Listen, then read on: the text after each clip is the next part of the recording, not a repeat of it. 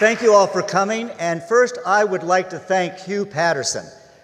Hugh has been remarkable. Several years ago, we took Hugh over to the kilns in Headington near Oxford, where Lewis lived, and we tried to leave him. But Hugh came back, and we're so glad. What we're going to do is I'm going to give you a brief introduction to Lewis and his life and set him up for your understanding of joy when Patty will introduce her. Now, it was in Ireland in 1898 that you had this idyllic life of Jack Lewis, C.S. Lewis, and his older brother Warnie. They had books, they crawled in their attics, they enjoyed everything they did until the age of 9 when his mother died of cancer. He felt guilty about it and he had prayed, and God did not answer his prayers. And to make matters worse, his father, who was a barrister, didn't know how to deal with these boys. He had a temper, and so he sent them off to boarding school. They went to 4 boarding schools separately. One of them was run by an insane master, which is very common among most administrators today. But what you have to realize is Lewis was a bachelor. He was living among men. His whole life was among men. After going through the schools, he had a male tutor, William Kirkpatrick, a Scottish atheist, and Lewis lost his chastity. He lost his faith. He became an atheist. He became a Freudian. He started smoking. Everything went haywire for him. And then he went to the war, and he was in the front line of the trenches where he was with men. He came back from the war, started teaching, went to Oxford, got first in everything he took, but was among men. Then he made friends with Hugh Dyson and J.R.R. Tolkien. And these 2 Christian men began to persuade him into the faith. And there at Magdalen College on Addison Way, they would walk on a summer night, September night, and the wind was blowing and leaves rushing around. And suddenly the Holy Spirit came upon him, and we begin to see how God entered his life. For the next 10 years, he became a don at Oxford Magdalen College. He had a wonderful time. In fact, Time magazine put him on their cover, and they said, "Isn't the life of a professor really dull?" And he said, "I like monotony." And monotony was going to continue until 1950, when suddenly, coming from New York, there was going to be a surprise. Hi, y'all. Thanks for having me. Is my microphone working? Okay, good. Thank you for having me. I'm going to tell you a little bit about Joy, and then we're going to have a conversation, and you can just listen in. So Joy was born in what was called the Jewish ghetto of New York in the year 1915, when C.S. Lewis was about 16 and a half years old. She had no idea who he was. He had no idea who she was. She was born into a family of Russian and Polish immigrants. So she was born into a home that was very big on assimilation and accomplishment. She was raised in a very strict household. Her father was a teacher, and they wanted her to assimilate. They was, as immigrants, they wanted her to be part of something bigger. But she was a prodigy, a genius. They didn't know what to do with her. By 14 years old, she had graduated from high school. By 19 years old, she had graduated from graduate school with a master's degree from Columbia in New York. By her 20s, she had won the Yale Younger Poets Award.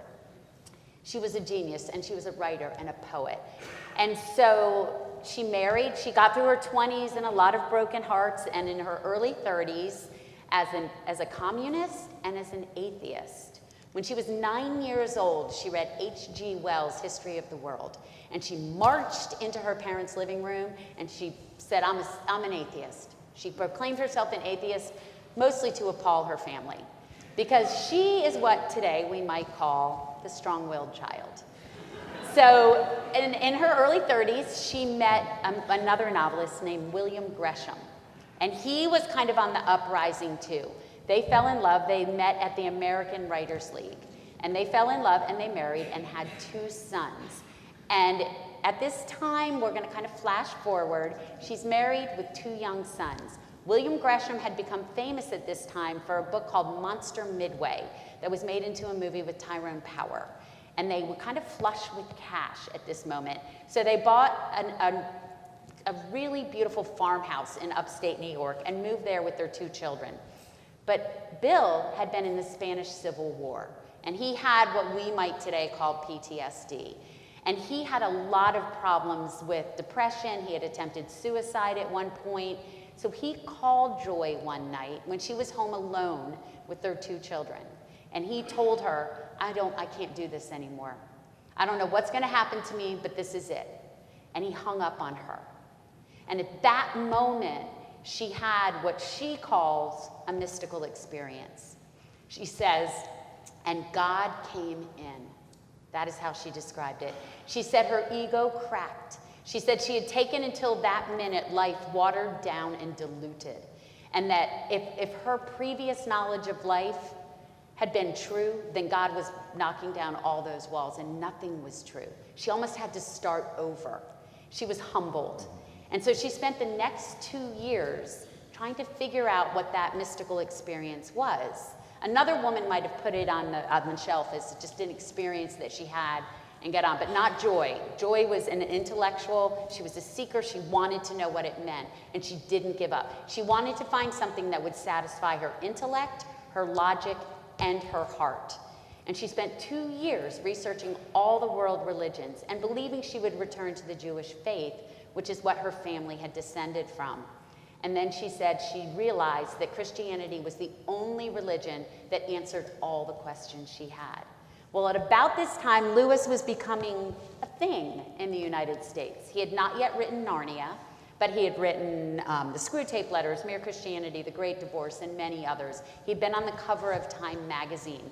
There was a man named Chad Walsh who had written an article about him in the Atlantic Monthly called Apostle to the Skeptics. And Joy read that, and that appealed to her more than anything because she considered herself a skeptic. So she wrote to C.S. Lewis, and he wrote her back. And for 3 years, they were pen friends until she went to England in August of 1952. And this is the beginning of a romance or a seduction, as some see it. We disagree on this, but that's part of the story. That's the fun part. Let's start with, how did you become intrigued with her? What was it? When did you first stumble upon Joy? And what made you think this is a story? So, you know, this is my 13th novel, and all of my novels have kind of explored the vagaries of love. And I'm enchanted by impossible love stories. And I asked myself, how could these two have ever met? She was a married woman in upstate New York, an atheist with 2 kids, and he was at Oxford Don at Magdalen College, the tutor of English literature. He had not left Ireland or England except for the war in France his whole life. There's no way these two should have met. No way they should have been friends. Absolutely not fallen in love, and impossible to marry. And yet it happened. So I wanted to know why. And so I started to do some research and realized that she is often portrayed as the dying wife of C.S. Lewis. If you watch Shadowlands or read some of the other works, and I realized that the backstory was the story. So I started to dive into the research. And you talk about her love. I mean, and C.S. Lewis was writing a book called The Four Loves. And in fact, he was doing it for the radio. He was doing it for a talk. He was doing it for a talk for kind of a series that the Episcopal Church in Atlanta was putting on. But he had 4 kinds of love. Storge, which is affection. It's the kind of love you have towards your dog or a professor. Then there's... Even if you just met him. Yes, I know. Then there's friendship. Friendship, philia, is when 2 people are interested in the same thing, like C.S. Lewis. Third is eros. Eros is when you say, this is the woman or the man I was meant for. It's that beloved, the one person. The beloved. The beloved. Yes. And then finally, agape. Agape is the love of charity. It's the love of God, the sacrificial love. Yeah. Of course, when the Radio Television Commission, the Episcopals, read it in the 1950s, they said, we can't air this because you talk too much about Eros and you bring sex into Eros. And Lewis says, how can you not bring sex into Eros? That's what it is. But how are these loves shown in the relationship between these 2 people? And I think that is what is so fascinating, and part of what grabbed me in this story is that Joy Davidman is the only person in C.S. Lewis's life who he had all 4 loves with. They started out mind to mind. Iron sharpens iron. He has told more than one person that he had never met his intellectual equal until he met her. Then there was the deep friendship. One of my favorite C.S. Lewis quotes is probably one you know well, which is, You know, you find a friend when you look at each other and go, you too? Yes. You know, that's when you know you found a friend. And then when he finally fell in love with her in Eros, they had everything together. And then, of course, the agape, because their love through Christ had grown from the very beginning. And so when you read A Grief Observed, his book about losing her to cancer, what is so palpable in there is that he lost all 4 loves in one fell swoop. Yeah. So, yeah. What we see too in Eros, because it's a kind of a slow process, Yes. Lewis falling in love. At first, I think you're really right, we see the friendship between the two. I mean, their minds were just so agile and moving back and forth. And the affection grew. Warnie, his brother, who was an alcoholic, unfortunately, he loved Joy because she drank beer. Yes. He said, this is one of my best friends ever. And so... He loved her for more than that, yes, but yeah. yes. But do you think when she is dying, yes. and this is when things begin to change, in my opinion, but what do you see happening? When she's on her deathbed, she's discovered she has cancer, and it looks like her life is going to be over. Yeah. So I think, in my not so humble opinion, that Lewis loved her earlier than that, but he would not allow himself to fall that way. You know, he mentions, I think it was to Dorothy Sayre, maybe, yes, that yes. that when a third rival enters, you know you love, and the third rival in this, or the third in the triangle, the rival was death. And so that is when he professed it, and that is when he asked her to marry him, was on her deathbed. But that's when the story gets really good, because the deathbed wasn't her deathbed. And what happens?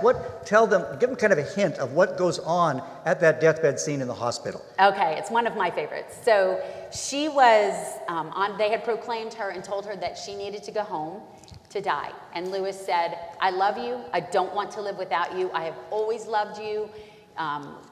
Real love. And we're going to get married. But the church would not allow them to marry. This was 1954 in England. He was Church of England.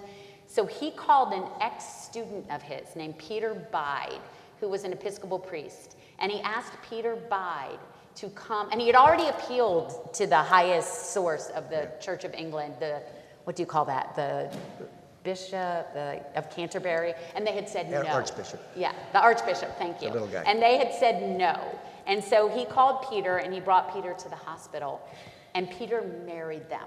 And when Lewis asked why he was willing to do it, he said because he appealed to the only court that mattered, and that was God himself. And then he married them on her deathbed. And when the marriage ceremony was over, they had communion. And then Lewis asked Peter to pray over Joy for healing. And he did.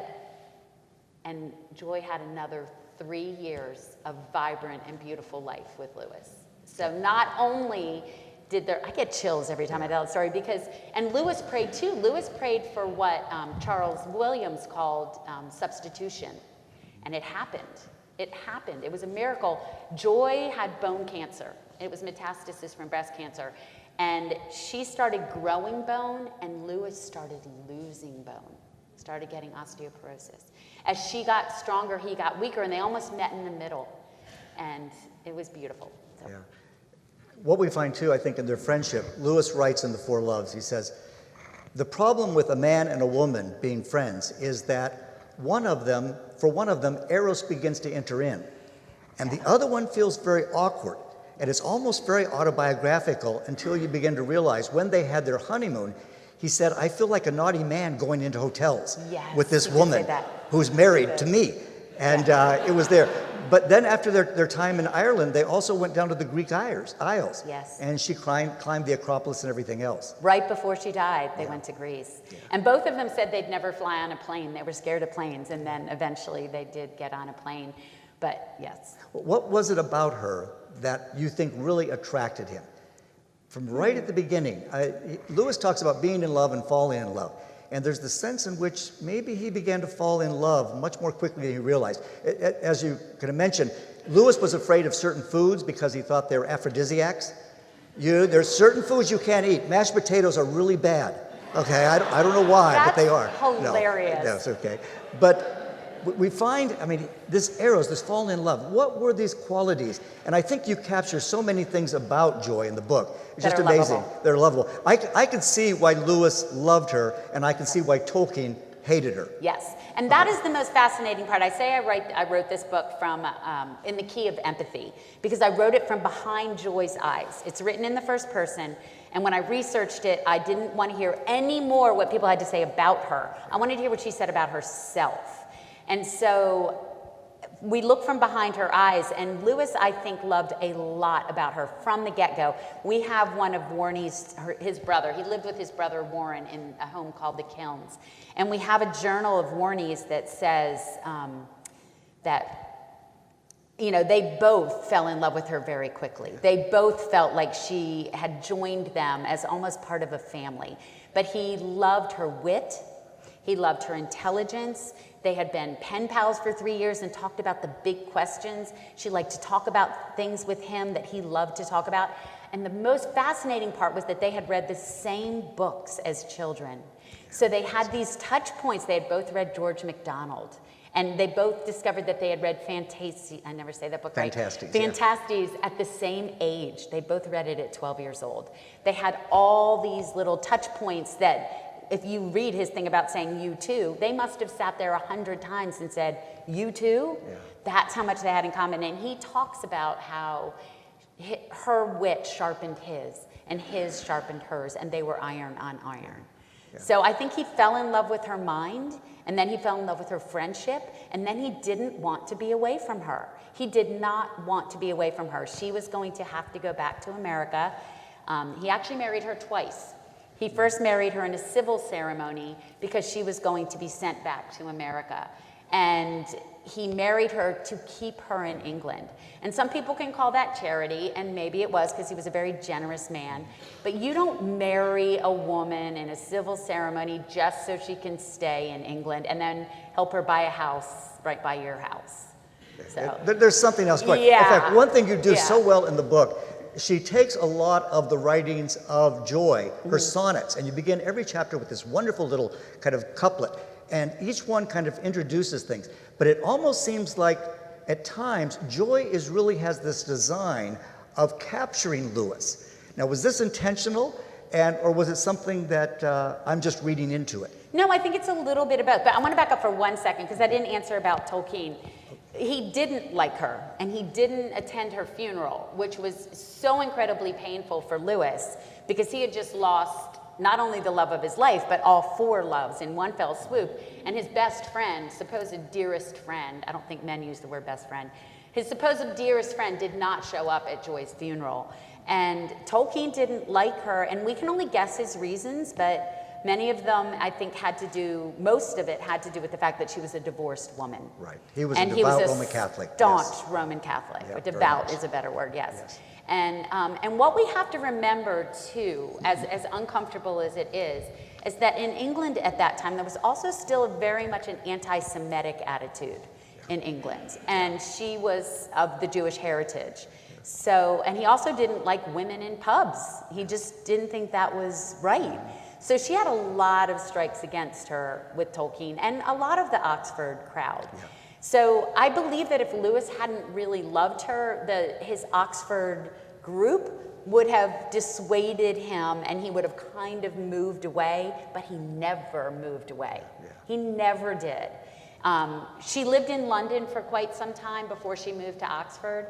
About 18 months she lived in London, and he would go to see her. He would travel there.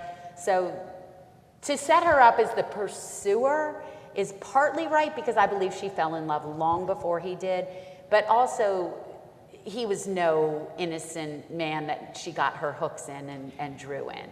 You know? Oh, yes, he was. No, he was not. We all are. Kidding. I think Lewis knew how to take care of himself. Yeah, I think so. In what ways do you identify with Joy? Oh, wow. How much of Patty is in Joy? I think it's the other way around. Yeah, I came to the novel wanting to write it from 100% her point of view, like I mentioned. And yet, as different as our lives look on paper, there were all these little nodal points. So on paper, we could not be more different. I'm still married to my husband. I have 3 kids. I'm a preacher's daughter. I was raised in the faith. I live in the year 20, the 21st century. There's no way that we seem to have that much in common, but we do. One of the biggest touch points was that Joy died of breast cancer, and I had breast cancer, and I'm totally fine. Joy did not have to die. She did not have to die.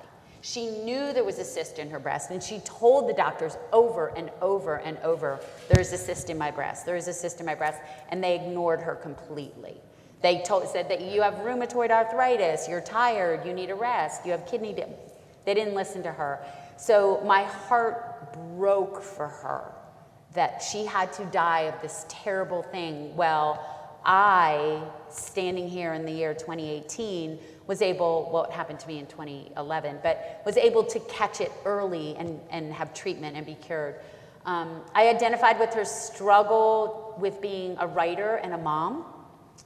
She really had a hard time figuring out how to dive deep into her work and be a good mother to young children without her husband's help at all. And like Lewis's brother Warnie, her husband was an alcoholic. That was another thing she and Lewis had in common, was loving an alcoholic and trying to figure out how to live with that. And so I identified with her struggle between being a writer and a wife and a mom, and where your duties rested, and where does your creative life come into your duty as a wife and a mother. I identified with her kind of low self-worth put on her by the shame of society, and how she had to struggle through that to be her, what she would call, find her inner light. Those were the words she and Lewis would both use when talking about God in you. And so she struggled to find that inner light. I identified with her in that. And I often say we might not all need to do what Joy did, which is kind of light a match and toss it behind her and burn off her life and move on. We might not need to pack up our kids and move to England. She left on the ship called the SS United States, which I always find ironic because she got on the U.S. to leave the U.S. Yes. Anyway, we might not have to do that, but she teaches us that we might have to pack up our expectations, the others' expectations of us, and other people's and society's demands on us. And so I identified with her mostly in those ways. Yeah. I don't write poetry, so I can't. You will. Oh, no. No. The one thing I think you do really well is show the relationship of suffering and love. Where do you see that? How do you see love responding to suffering? When someone you love is suffering, how does love change?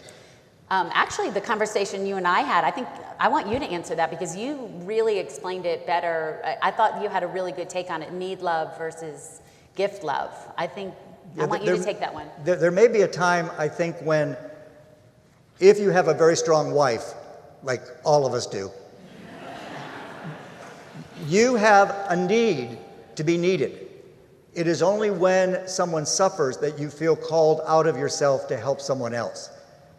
And so when you see suffering, it calls the best out of you to do something good for that person. If you see your wife or your other spouse as independent, you don't have a need.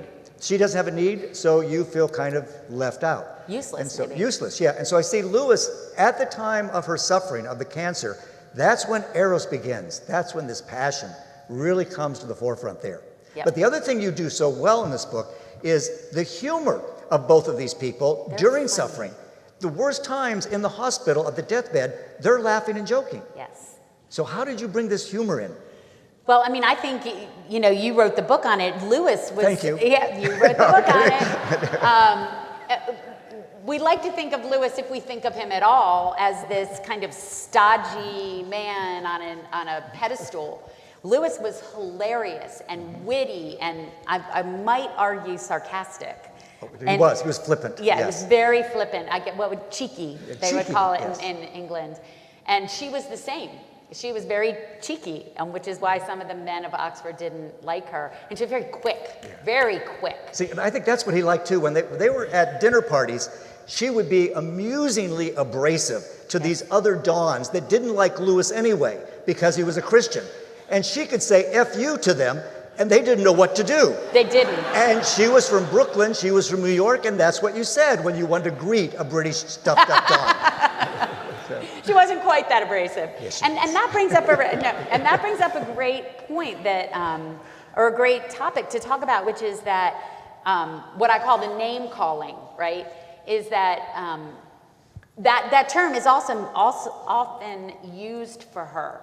And yet, that's the term Terry might use and the term a lot of people use, where I would say she was forthright and she was audacious and she was brazen. So we can take these names we put on her and we can flip them on their heads, and we can also judge, but it'd be best if we don't, because we didn't grow up in New York with very harsh immigrant parents, and we didn't have to find our way in a world that was telling us we couldn't be who we were meant to be. And so she learned as this wounded woman. She was also very sickly as a child. She had thyroid disease. She used to have to wear a radium collar, which is how they think she got breast cancer, is that in the 30s they put a radium collar on her for her thyroid. I know I hear the murmurs, right? That was a treatment. Oh, and I had thyroid things too. But anyway, so I identify with her. I did not have to wear a radium collar, but she, she was very wounded, and so she had this kind of armor that she wore that was very New York and very abrasive. That was what she grew up in. And so I wouldn't call her abrasive, but yes, the men in Oxford most definitely would have used that word. Yeah. Yeah. And I think when you look at her living at the kilns, there would be trespassers that would go to their preserves in the back, these boys, and she would get out the shotgun and yell at them and shoot the gun at them. And She would. She would. She just enjoyed that, had her pistol and everything else. So Yeah. she was a wild woman. She was a rebel. Yeah. Like I said, a strong-willed child. But Now, how did she and Lewis work together, though? What did she contribute to his later writings? Because we see this change of emphasis in Lewis's style when he writes Till We Have Faces and Reflections on the Psalms. So Yes. what happened? So I often say this, I might have even already said it a couple times today, which is that I want us to stop talking about the woman behind the man and start talking about the woman beside the man, because that's who she was to him. She co-wrote Till We Have Faces with him. I mean, Terry and I both agree on this, and most experts do agree. She was his muse. She is rarely given credit, except for with Terry and I, for the muse, best friend, love, inspiration, and co-writer and editor that she was to him. She typed his pages. She has this great quote. I'm actually going to read it because this is, she talks about writing with him, and she has this quote where she is talking about, this is in a letter she's writing to her ex-husband, because they remained close letter writers their whole life until she passed away. Even though he was mean and he was cruel, and he once wrote a letter to C.S. Lewis and told him that Joy went there to get him. He was very mean. He was quite a cruel man. But we might call this codependent. She wrote to him all the time still, trying to help him, even as I'm not going to give too much away of the book, but she says, if you ever feel it would be any help, don't hesitate to consult me on any plot you're having trouble with. This is when they're divorced and she's with Lewis. And we can mull it over all night by airmail. I don't kid myself in these matters. Whatever my talents as an independent writer, my real gift is as a sort of editor-collaborator like Max Perkins. And I'm happiest when I'm doing something like that. Though I can't write 1/10 as well as Jack, I can tell him how to write more like himself.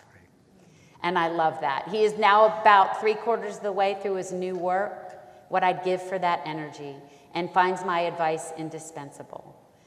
But she says, I can tell him how to write more like himself. And I just think that kind of nails it. We don't give her credit, and he became a better Lewis in his work because of the way she worked with him. That's great. He wrote several books that we are doing studies with at Galilee. Mere Christianity.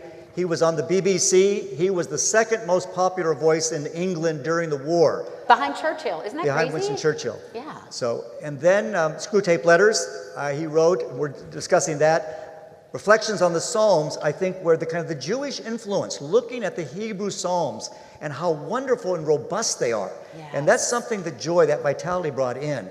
And then finally, his A Grief Observed. What about A Grief Observed do you see joy in a new light. How do you see joy through that prism? Well, first I'm going to touch on, you talked about her writing on the Psalms with him. Joy wrote a book and was working on a book when she wrote Lewis his first letter. She was working on a book called Smoke on the Mountain, and it is 10 essays on the 10 Commandments. And so she had already had some experience trying to take things like the Psalms or the 10 Commandments, and when she got ill, she was actually writing a book about the 7 deadly sins called The 7 Deadlies. And so she did influence the Psalms. So they would take these, but A Grief Observed. Wow, when you read A Grief Observed, you feel the palpable pain of Lewis when he lost her. And if you don't, you're broken, because that book is painful to read. Raw. It's brutal. raw. And when he first published it, he published it under a nom de plume. Yeah, He N.W. Clerk. N.W. I have one. N.W. Clerk. I bought it at Blackwell's bookshop in Oxford. I have one of the original N.W. Clerk, A Grief Observed. And in it, he is totally raw, and that's why he didn't want to put his name on it. And he calls her, he uses the initial H in it. Her first name is Helen. Her name is Helen Joy Davidman.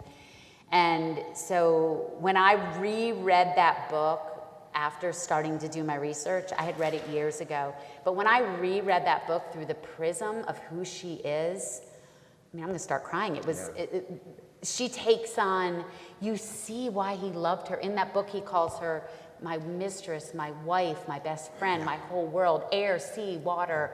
He named something, he called her that. And he lost all of those. And when you read that, number one, you're like, wow, what kind of love is this?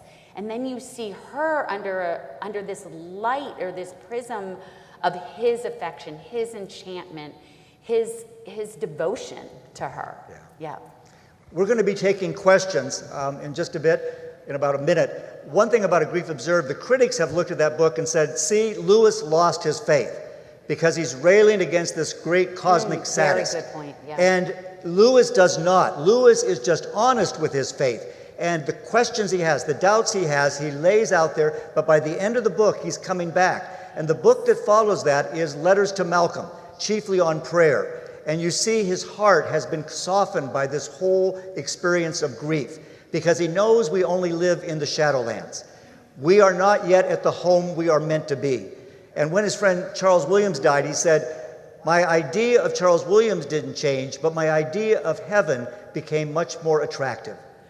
I realized who else is there waiting for me. And so Lewis, I think with Joy, they have these kind of tender moments, and they help all of us. But now we'd like to hear a time for a couple questions from you, if you want to kind of speak out.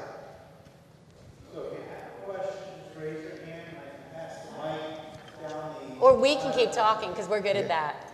Yeah, we are. What do you want to ask? No, you're good. Just good. Okay. What was Lewis's relationship with Joy's boys? How old were they? What was her relationship with her sons? You want me to Go take ahead. it? Yes. And you chime in too. Yes, because we both met one of them. Yes. So it was a very good relationship. Now the boys were so he kept them when she passed away. Her husband, Bill, threatened to come get them and bring them back to America. And when Joy thought she was dying, so Lewis took her back to the kilns, and she believed she was on her deathbed. They set her up in the middle of what they call the common room, what we would call the family room. And he set her up in there, and she had a day nurse and a night nurse. And Bill wrote a letter and said, when she dies, I'm coming to get those boys. And she made Lewis promise, if I die, never let those boys return to Bill or to America. And Lewis promised her that that would not happen. And he wrote probably one of the harshest letters of his life in response to Bill. And so he had a very good relationship with them. Now, the boys themselves were very different. We've discovered so they had two sons, Davey and Douglas. Davey has passed away, Douglas is still with us. He's an incredible steward of the Lewis estate. He lives in Malta. I had to look it up. Okay, it's an island in the middle of the Indian Ocean. He owns it. He pretty much owns it. But Davey we have discovered, because now that Davey has passed, Douglas has told us, Davey had schizophrenia.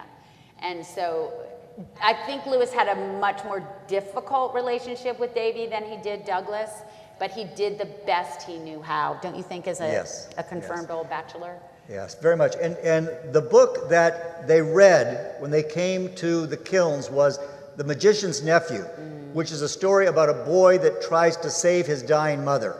And Lewis is being autobiographical for his own mother, but then we have Doug Gresham reading this and realizing this has happened to my mother too.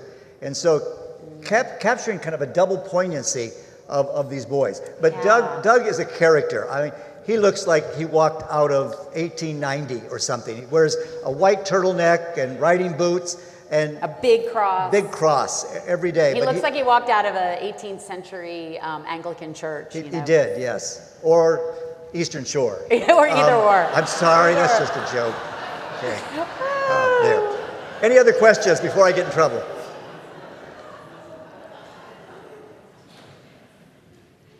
I know you said that he loved her in all four of those ways of love, but do you think he had a particularly favorite part of that love, like her intellect?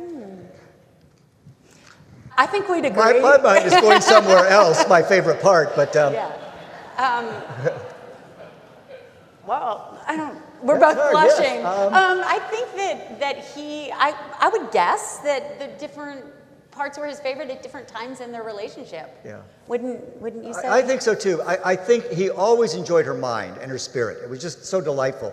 But he did feel, he said, what had passed me in my 20s, I now have in my 60s. Yeah.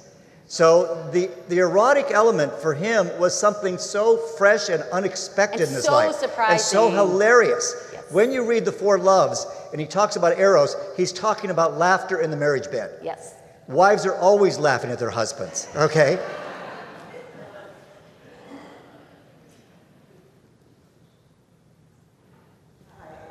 This has been just delightful. Thank Oh. you so much. I kind of wonder, Lewis had this circle of friends that were, faithful to each other and knew each other for a long time. I wonder how Joy related to women, because you don't really hear about women friends. She had some. She had her best friend. So her best friend in New York was her college roommate, a woman named Belle Kaufman, who wrote the book Up the Down Staircase. Yeah, so that was her best friend in New York. And Belle's father actually wrote Fiddler on the Roof. Just some useless trivia in case you're ever playing Trivial Pursuit.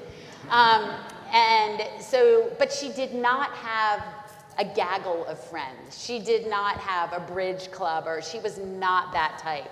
But she did have deep friendships with the people that she was close to. She was best friends. Her pen pal in London. Yes, she had a pen pal in London that she wrote. Woman, very good lady.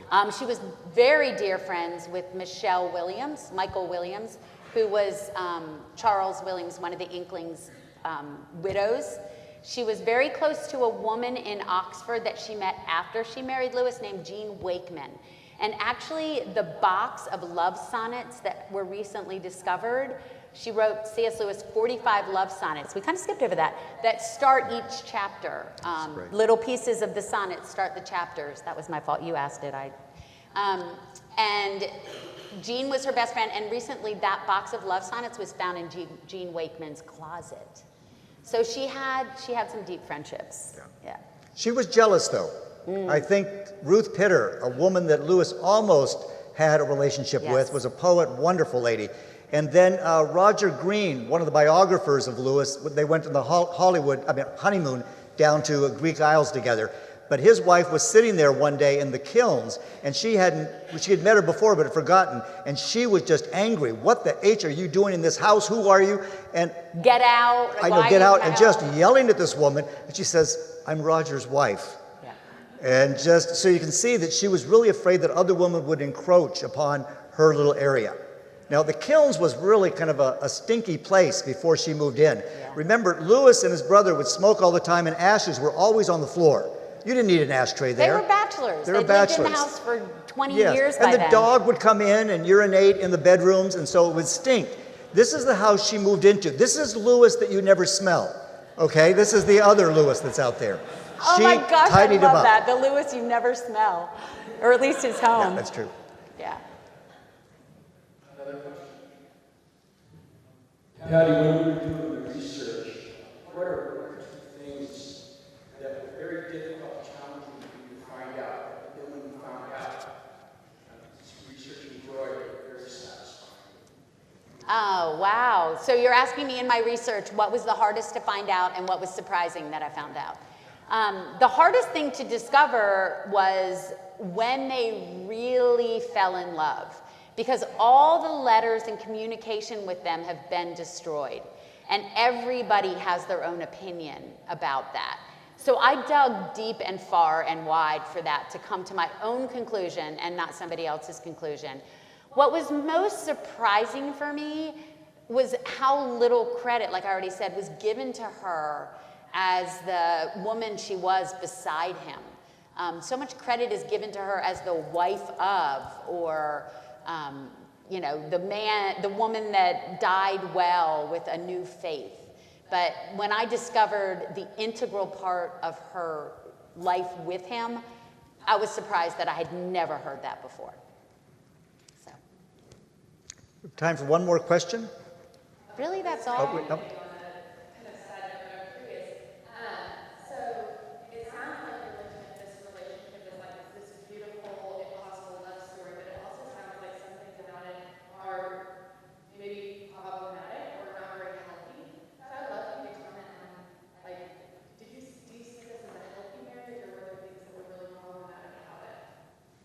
Oh, I don't think there was anything unhealthy about it No, at all. I think it was a very good, solid marriage in many ways, just a model.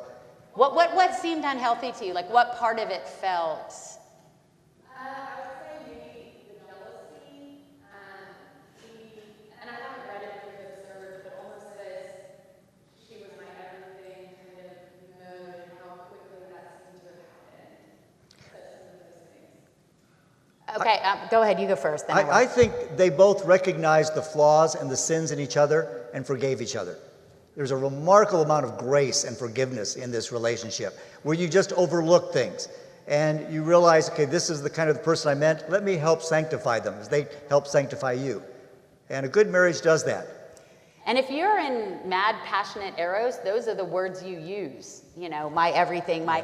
And neither one of them felt like they were everything and excluded Christ or God. They were both people of great faith. And Lewis was still very involved with his friendships and his writing.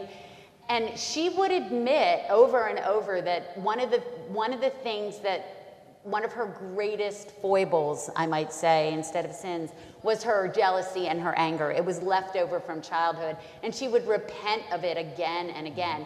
So it wasn't like this, we might be making it sound like this kind of exclusionary, you're my everything, nobody else. It was nothing like that. That was just an aspect of a very human relationship. And that's part of why we talk about this, and part of why I wrote the book is that neither one of them deserved to be on a pedestal. We put him on one, we go looking for her to be this kind of image of the woman that someone as great as C.S. Lewis would marry.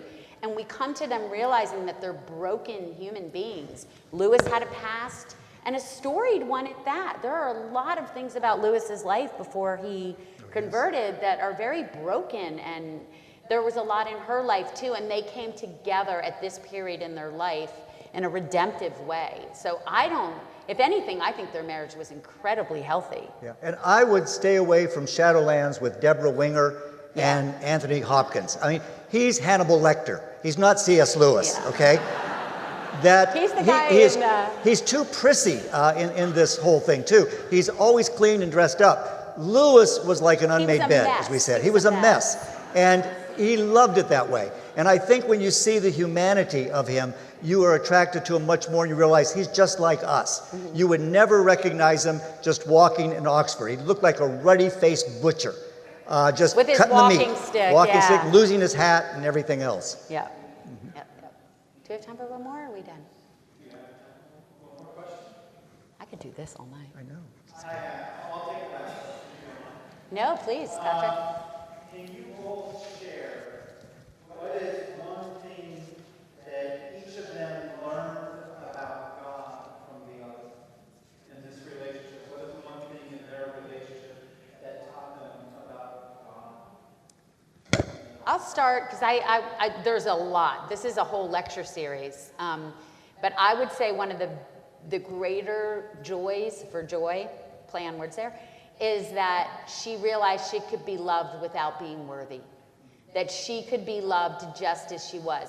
Because it's going to make me cry, he confessed his love for her when she was at her weakest. She was dying. She could not help him. She couldn't do anything for him. She couldn't prove her worth. She couldn't make his life better. And he loved her anyway. And she was stunned into the realization that she didn't have to spend her life proving her worth. And I think that was one of the greatest lessons of God's divine grace through Lewis. Do you agree? Yeah, I agree wholeheartedly. Okay. And I would go to the other side, though, too, and emphasize that Lewis learned the unexpected comedy of God to even pull these together. One of his favorite authors was Samuel Johnson. And Samuel Johnson once wrote, "Marriage has many pains, but celibacy has no pleasures." And he We might end discovered there. the pains, but the pleasures as well. And it was a wonderful gift. Yeah. That's perfect. That's a great way to end. We all thank Patty. Thank you Thank guys you. for coming. Thank you. Thank you. That was fun. Let's do that again. Let's take it on the road.